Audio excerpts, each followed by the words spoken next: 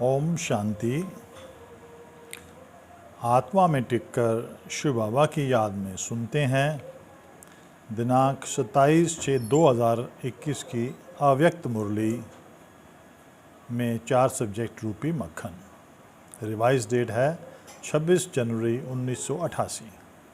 Title है मुरली का संगम युग पर नंबर 1 पूज्य बनने की अलौकिक विधि। ज्ञान के सब्जेक्ट पर बाबा कहते हैं, आज अनादि बाप और आदि बाप अनादि शालिग्राम बच्चों को और आदि ब्राह्मण बच्चों को डबल रूप से देख रहे हैं। शालिग्राम रूप में भी परम पूज्य हो और ब्राह्मण सो देवता स्वरूप में भी गायन और पूजन योग्य हो। दोनों आदि और अनादि बाप दोनों ही रूप से पूज्य आत्माओं को देख हर्षित हो रहे हैं।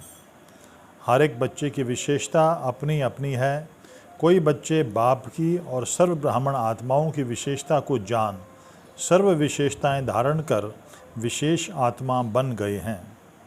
कोई बच्चे विशेषताओं को जान और देखकर खुश होते हैं, लेकिन सर्व विशेषताओं को धारण करने की हिम्मत नहीं है।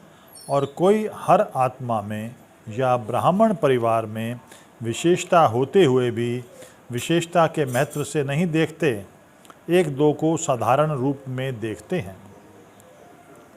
विशेषता देखने व जानने का अभ्यास नहीं है। बाबा कहते हैं, हर ब्राह्मण आत्मा में कोई ना कोई विशेषता अवश्य है। कोई अपनी विशेषता को कार्य में लगाते विशेषता वृद्धि को प्राप्त होती। कोई में विशेषता रूपी बीज तो है, लेकिन कार्य में लगाकर विस्तार को प्राप्त नहीं कर पाते।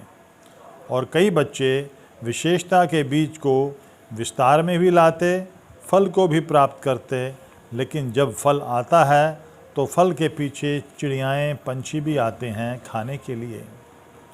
माया इस रूप में आती कि मैं विशेष हूँ, मेरी ये है विशेषता है। मैंपन के रूप में आई माया रूपी चिड़िया फल को जूठा कर देते या गिरा देते हैं। जैसे खंडित मूर्ति की पूजा नहीं होती, ऐसे ही फल को मैंपन में लाने वाले ऐसा पूज्य नहीं बन सकते। संगम युग में दिल का स्नेह, दिल का रिगार्ड मिलना ही पूज्य बनाता है। भक्ति मार्ग में पूज्य की निशानी है धूप जलाना, हार पहनाना, आरती करना, कीर्तन करना, तिलक लगाना। संगम युग में यह स्थूल विधि नहीं है, लेकिन संगम युग में सदा दिल से उन पूज्य आत्माओं के प्रति सच्चे स्नेह की आरती उतारते, प्राप्तियों का कीर्तन करते, शुभ भावना की धूप व दीपक जगाते सदा ऐसी आत्माओं को देख स्वयं भी बाप के ऊपर बलिहार जाने का उमंग आता। बाप के ऊपर बलिहार जाने का हार सदा उन आत्माओं को स्वतः ही प्राप्त होता। ऐसी आत्माएं सदा स्मृति स्वरूप तिलकधारी होती हैं। इस अलौकिक विधि से इस समय के पूज्य आत्माएं बनती हैं।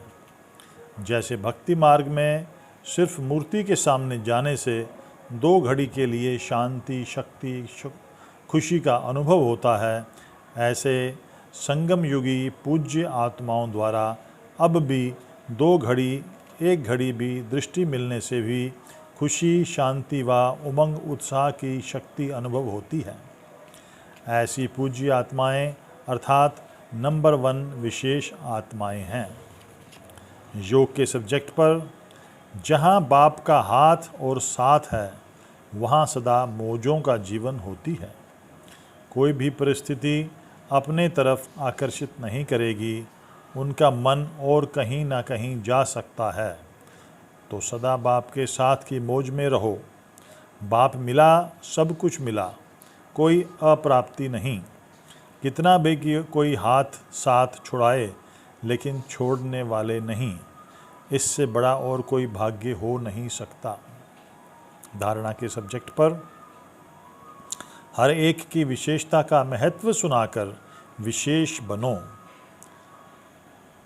दोबारा से, हर एक की विशेषता का महत्व सुनाकर विशेष बनाओ। कर्म करते हुए कर्म में अपना श्रेष्ठ भाग्य भूले नहीं। स्मृति स्वरूप रहो। लौकिक वृत्ति को भूल आत्मा समझ फिर फैसला करो तो यथार्थ फैसला होगा। अलौकिक आत्मिक स्थिति ही विकर्माजीत स्थिति का तख्त है। वरदान है धारणा पर। साथी और साक्षीपन की स्मृति द्वारा सब बंधनों से मुक्त होने वाले सर्वशक्ति संपन्न भव। स्लोगन भी है धारणा पर। अशुद्ध और शुद्ध दोनों की युद्ध है तो ब्राह्मण के बजाय क्षत्रिय हो। दोबारा से स्लोगन। अशुद्ध और शुद्ध दोनों की युद्ध है तो ब्राह्मण के बजाय क्षत्रिय हो। सेवा के सब्जेक्ट पर बाबा कहते हैं, विजयी आत्माएं सदा औरों को भी विजयी बनाती हैं।